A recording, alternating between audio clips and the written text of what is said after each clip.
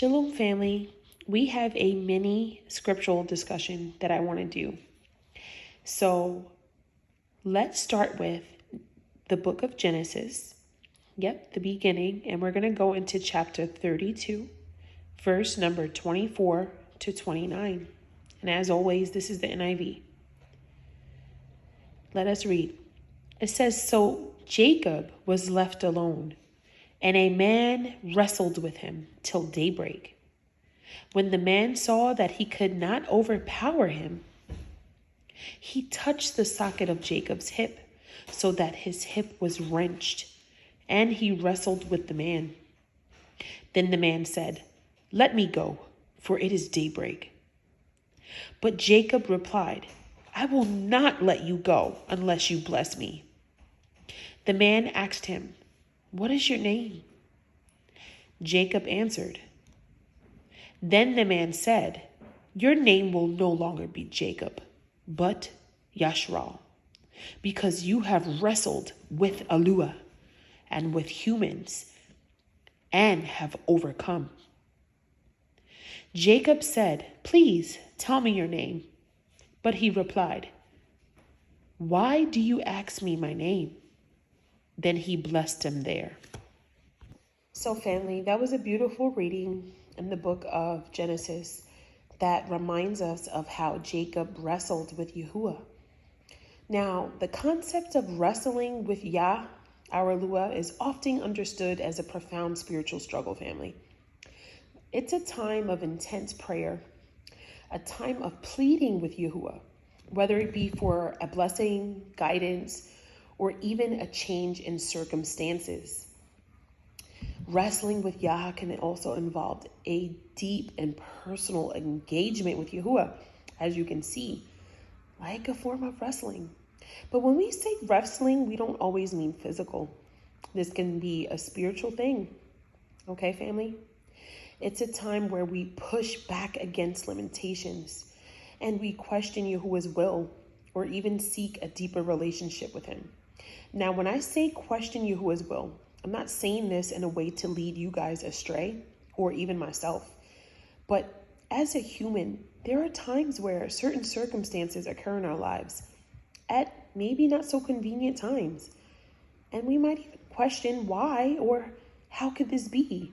And that's what I mean when I say questioning Yahuah's will. But this is the thing. Yahuah would rather us wrestle with him than to wrestle against flesh and blood. Just like what that scripture says, for we don't wrestle against flesh and blood, but against spiritual things, the wicked things, the principalities. And when he says that, I need us to understand deeper. He's also referring to spiritual things, good things.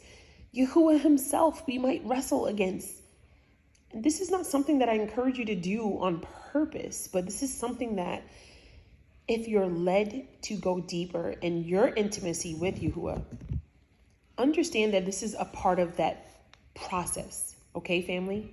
So I do have some other scriptures that we need to read and other examples that will help make you understand exactly what I'm trying to convey here.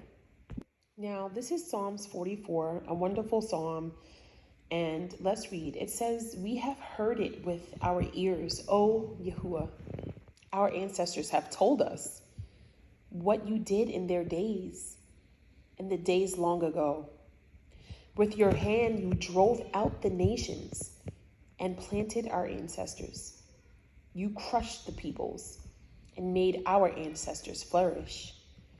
It was not by their sword that they won the land, nor did their arm bring them victory. It was your right hand, your arm, and the light of your face, for you loved them. You are my king and my Yahuah, who decrees victories for Jacob," also known as Israel.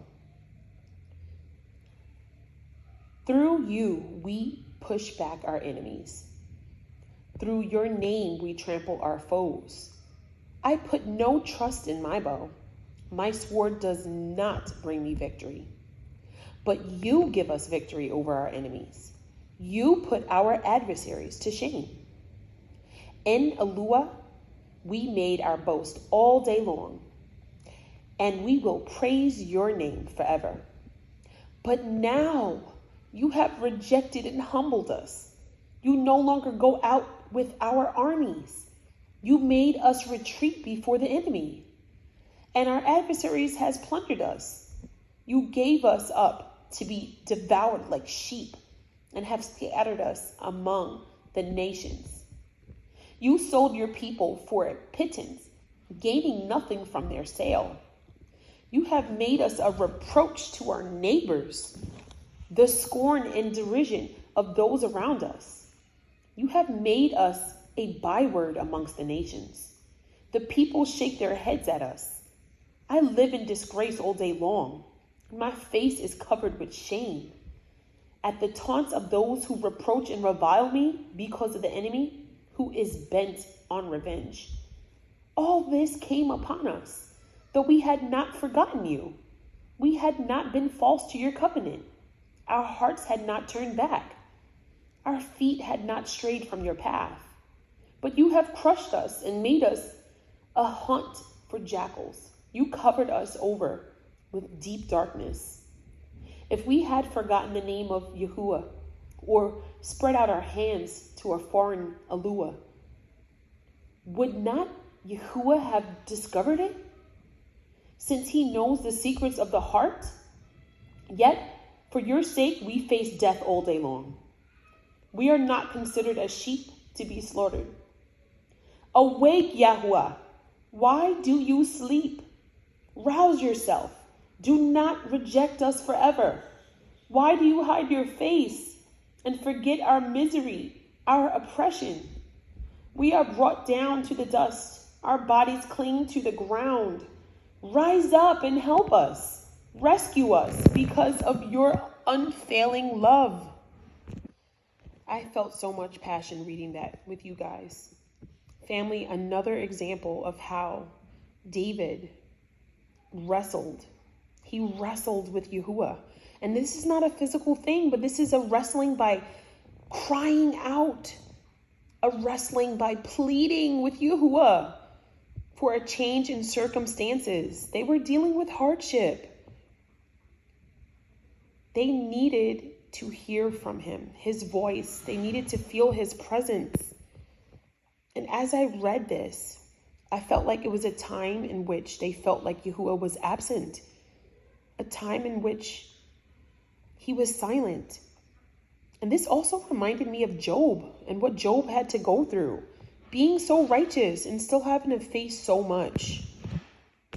Family, I just feel like many of us right now, we might be wrestling. We might be wrestling with Yahuah, not in a dishonorable way, but in a way in which we are going after his heart, just like some of the ancestors did, just like what we have just read. And even knowing that when we read Matthew 26:39, let's read this real quick. It says, going a little farther, he fell with his face to the ground and prayed, my Father, if it is possible, may this cup be taken from me. Yet not as I will, but as you will. So family, just know that this message isn't to get you to be disobedient and to turn on Yahuah, but this is to allow you to understand that it is possible to submit to Yahuah and his will while still being authentic enough to show him your heart and to allow him to see that you desire a change in your circumstances. Sometimes that's exactly what is required of you to begin to show him your faith and the position of your heart so that you can have a change come to pass. We often find ourselves in these type of moments, these moments of personal struggle. But we know Yahuah's will is not for us to dishonor him or to hate him. This is why when I tell you this, It is to allow you to know that these moments are supposed to ground you in genuinity and intimacy. Yahuah wants us to love him and be close enough to him where we are being our true selves. And this helps us to learn through the experiences we go through. Just think about anyone in your life, whether it's your spouse, your sibling, your parents, someone close to you. I mean, you would have to be very dishonest if you said you have never had a disagreement or never had to question something.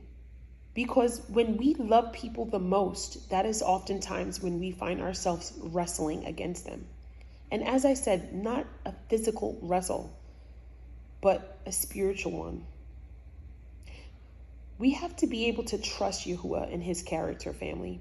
Even if we struggle to understand and to accept some of the choices Yahuah makes for his will, we have to be able to trust him.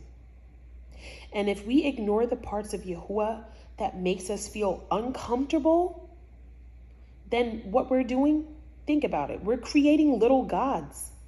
We're creating our own images of Yahuah if we just ignore the uncomfortable parts, instead of pleading with him face to face.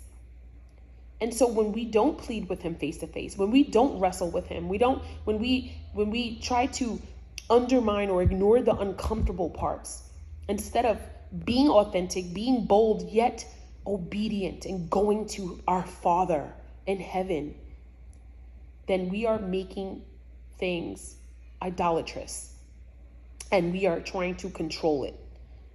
Because it's easier to run away and to ignore than to plead with him face to face. Wrestling with Yahuah, it means you reach out to him as if he is right there with you, as if he is right there with you. It means that you embrace his unpredictability.